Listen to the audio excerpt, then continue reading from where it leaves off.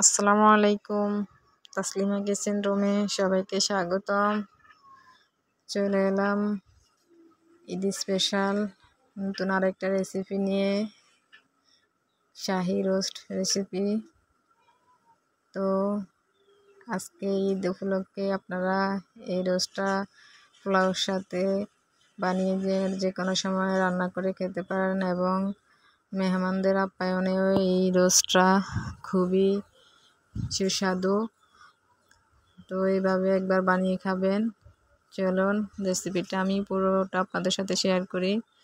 তো আমি এই রোস্টটা তৈরি করার জন্য এখানে আপনার 1 কেজির উপরে ব্রয়লার মুরগি নিয়েছি। তো আমি মুরগিগুলোর এইভাবে সাইজ করেছি, কেটেছি।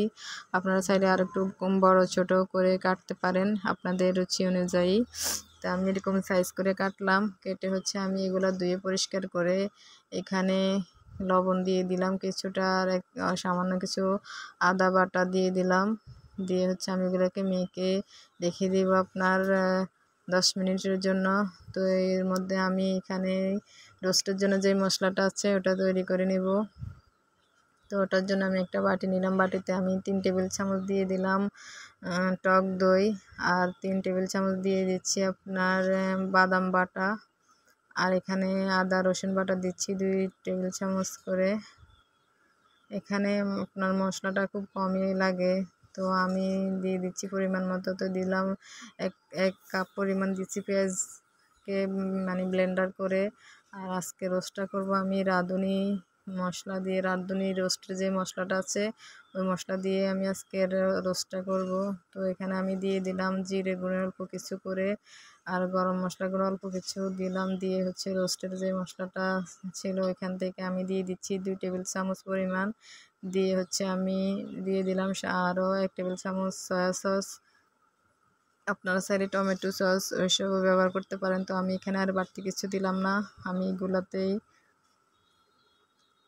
তো এখন আমি চুলায় একটা প্যান বসিয়ে এখানে তেল গরম করতে দিয়ে দিলাম। তো দিয়ে দিলাম পেঁয়াজ কুচি। এই পেঁয়াজ কুচিগুলোকে আমি বেরেস্তা করব এখন। এগুলাকে বেজে এখন আমি বেরেস্তার জন্য তৈরি করে নেব। তো এইভাবে যে আমি নেড়ে ছেড়ে বেরেস্তার জন্য অল্প আস্তে আস্তে বাছতে হবে। তো এই যে আমার বেরেস্তাটা হয়ে আসছে। তো আমি এগুলা এখন তুলে নেব পুরো চামচ দিয়ে ছেঁকে।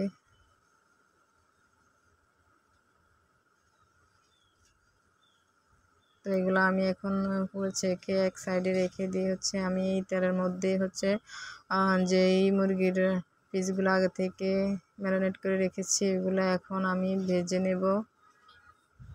তো রোস্টের জন্য যে মুরগিগুলো ওইগুলো আমরা বেশি ভাজবো না, কারণ এগুলো বেশি ভাজলে আপনার রোস্টটা ততটা স্বাদ হয় না, খুব শক্ত শক্ত হয়ে যায়। তো আমি এই জন্যে আমরা সামান্য কিছু ভাজবো, বেশিক্ষণ ভাজবো না। এইভাবে 2 পিঠ একটু উল্টে পাল্টে দিয়ে 2-3 মিনিটের মতো ভেজে নেব।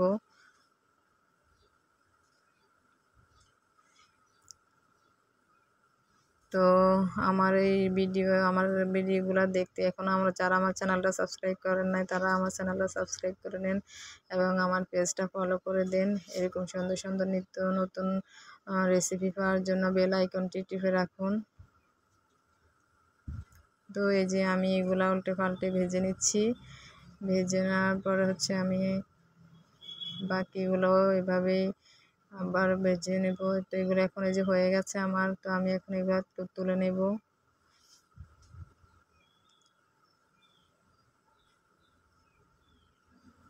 ঠিক এরকমই ভাজবেন, এর সাথে বেশি ভাজার কোনো দরকার নেই। বেশি ভাজলে আপনার রোস্টটা খেতে ততটা টেস্টি হয় না। তো দিয়ে দিচ্ছি আমি বাকি পিসগুলো আমি একইভাবে ভেজে নেব।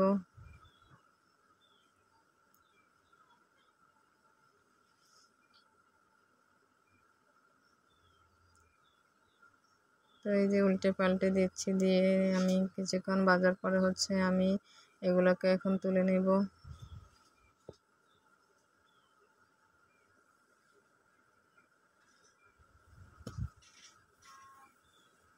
তো আমি এখন এই তেলের মধ্যেই আমি আর এখানে কোনো তেল ইউজ করব না। আমি তেলের মধ্যে হচ্ছে দিয়ে ফোড়নটা দিয়ে দিচ্ছি। আমি এখানে 2-3টা এলাচ আর দারচিনি তেজপাতা এখানে ভেজে দিয়ে দিচ্ছি। আমি এখানে আর কোনো এখন বাড়তি পেঁয়াজ ইউজ করব না।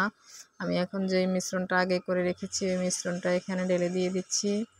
তো এই তেলের মধ্যে হচ্ছে আমি দিয়ে এগুলোকে ভালো করে নেড়েচেড়ে মশলাটাকে ভালো করে কষিয়ে নিব। তো আজকের রোস্টটা আমি করবো একদম মানে সাদা রোস্ট, যেটা শাহি রোস্ট বলে। তো আপনারা এইভাবে যদি রোস্টটা করে একবার টেস্ট করে দেখেন তাহলে বুঝবেন যে সত্যি শাহিভাবে হয়েছে রান্নাটা আপনার। আমি এখানে কোনো মানে গুঁড়ো মরিচ বা গুঁড়ো হলুদ আমি কোনো কিছু এখানে ব্যবহার করব না, আমি সাদাই রাখবো এই রোস্টটা। তো এই যে কিছুক্ষণ আমি মশলাটাকে ঠিক অনেকক্ষণ প্রায় 10 মিনিটের মতো আমি মশলাটাকে কিন্তু কষিয়ে নিয়েছি। আপনার মানে মশলাটা কষানোর পরে যখন তেলটা উপরে উঠে চলে আসবে তখনই আপনি হচ্ছে দিয়ে দিবেন মুরগির পিসগুলো। তো এগুলো দিয়ে নেড়ে ছেড়ে আরও 2-3 মিনিট আমি কিন্তু উল্টে পাল্টে কষিয়ে নেব। নেওয়ার পরে হচ্ছে সামান্য পরিমাণ পানি এখানে অ্যাড করব।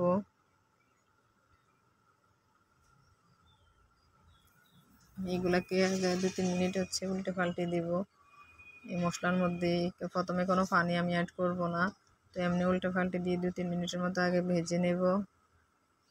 তো এই যে আমি নেড়েছি এগুলা যখন এই যে দেখুন এদিকে ফুটতে শুরু করছে, তো আমি এখন হচ্ছে এখানে সামান্য পরিমাণ, খুব বেশি না, অল্প কিছু পানি আমি দিয়ে দিচ্ছি। দিয়ে হচ্ছে আমি আবার নেড়েছেড়ে এখন ডেকে কিছুক্ষণ রান্না করব।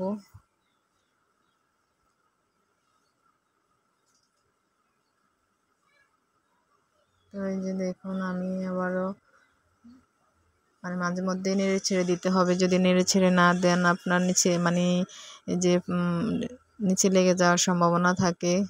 তো তাই বারবার ঢাকনা সরিয়ে আমি নেড়ে ছেড়ে দিচ্ছি। তো এভাবে ডেকে আমি 2বার করে নেড়ে ছেড়ে দিয়ে হচ্ছে যে যা এখন হচ্ছে মানে ভালো ফ্লেভার আসার জন্য আমি আস্ত কাঁচামরিচ দিয়েছি। মানে কাঁচামরিচটা দিলে সুন্দর একটা ফ্লেভার আসে, তাই তো আপনারা দেওয়ার চেষ্টা করবেন।